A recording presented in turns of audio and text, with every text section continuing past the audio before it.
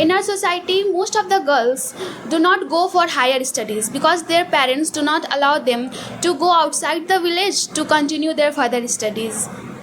और नारी को इतना कमज़ोर समाज में बता दिया गया है कि नारी अपने सफलतापूर्वक कोई काम नहीं कर सकता है, लेकिन भारत एक पुरुष प्रधान देश है। And most of the girls face discrimination in their homes also and harassment also. Most of the people think that a woman is a commodity. She is to feed you, she is to keep your children, and she is to take care about your home. But it is not like that. A woman must be financially independent. She is not someone's daughter, she is not someone's mother, she is not someone's sister. Her identity must be according to her capability to be independent. उनका कहना है कि एक नारी हर काम कर सकता है, बशर्ते आप उनको कमज़ोर ना समझिए।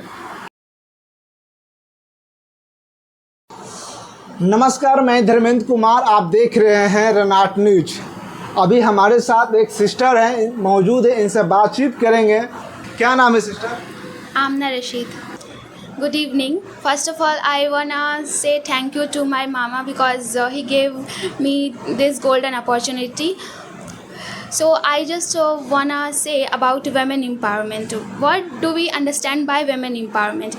Actually, women empowerment is the act of giving rights and opportunities to women which have been provided to them since many years.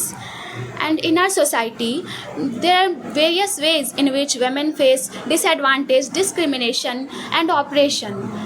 In our society, most of the girls do not go for higher studies because their parents do not allow them to go outside the village to continue their further studies.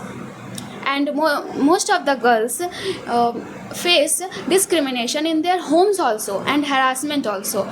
Most of the people think that a woman is a commodity. She is to feed you, she is to keep your children, and she is to take care about your home. But it is not like that. A woman must be financially independent. She is not someone's daughter, she is not someone's mother, she is not someone's sister. Her identity must be according to her capability to be independent. Means एक महिला self dependent होनी चाहिए, मतलब किसी पे निर्भर नहीं। हम लोग का जो सोसाइटी है इंडिया में वो मेल डोमिनेटेड सोसाइटी है, पैट्रियार्कल सोसाइटी। मीन्स हम लोगों का थिंकिंग ऐसा है कि बॉयज़ जो है वो ब्रेड विनर्स है और गर्ल्स जो है वो पराया धन। ऐसा हम लोगों ने स्टीरियोटाइप थिंकिंग बना लिया है। जैसे कोई बर्थडे पार्टी में भी हम लोग जाते हैं तो एक बेटे का और एक बेटी का बर्थडे है तो हम लोग बेटे को क्या गिफ्ट करते हैं? एरोप्लेन गिफ्ट करते हैं, कार गिफ्ट करते हैं कि तुम्हें बड़े होकर एरोप्लेन चलाना है, तुम्हें कार चलानी है। और हम लोग बेटी को क्या गिफ्ट करते हैं? गुड़िया देते हैं, किचन सेट्स वगैरह देते हैं। मतलब बचपन से ही उसे दिमाग में ये फिट करते हैं कि तुम्हें खाना बनाना है और बच्चों का देखभाल करना है। बट ऐसा नहीं होना चाहिए। डिवीज़न ऑफ लेबर हमारे कंट्री में नहीं होना चाहिए। कोई भी जेंडर के बेसिस पे डिवीज़न, मतलब लेबर के बेसिस पे जेंडर डिवाइड नहीं होना चाहिए। अगर आप अपनी बेटी को खाना बनाना सिखा रहे हो तो आप अपने बेटे को क्यों नहीं सिखा रहे हो? और अगर आप अपने बेटे को सिखा रहे हो कि तुम्हें बाहर जाके काम करना है तो आप अपनी बेटी को क्यों नहीं सिखा रहे हो? दोनों काम दोनों के लिए इम्पॉर्टेंट है। So I just want to say to all the girls, dream big, do not give a break, just keep working hard, just keep looking up at the sky because you are the master of your own life, you are the master of your own destiny.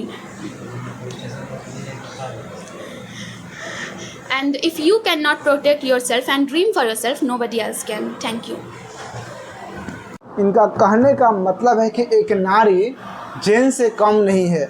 हर काम में अगर एक gents कर सकता है तो हर काम महिला भी कर सकती है। और नारी को इतना कमज़ोर समाज में बता दिया गया है कि नारी अपने सफलतापूर्वक कोई काम नहीं कर सकता है, लेकिन भारत एक पुरुष प्रधान देश है। इसी में महिलाओं को पूरी तरह से आज़ादी नहीं है। लेकिन इनका कहने का मतलब है कि हम भी आज़ाद रूप से काम करना चाहते हैं, हमको भी आज़ादी चाहिए। जैसे पुरुष आज़ाद है वैसे महिला भी आज़ाद है, होना चाहिए। और तो इनका कहना है कि एक नारी हर काम कर सकता है, बशर्ते आप उनको कमज़ोर ना समझिए। आप इस बारे में क्या सोचते हैं? अपनी प्रतिक्रिया जरूर दें। जब तक के लिए जय भीम, जय भारत, जय संविधान।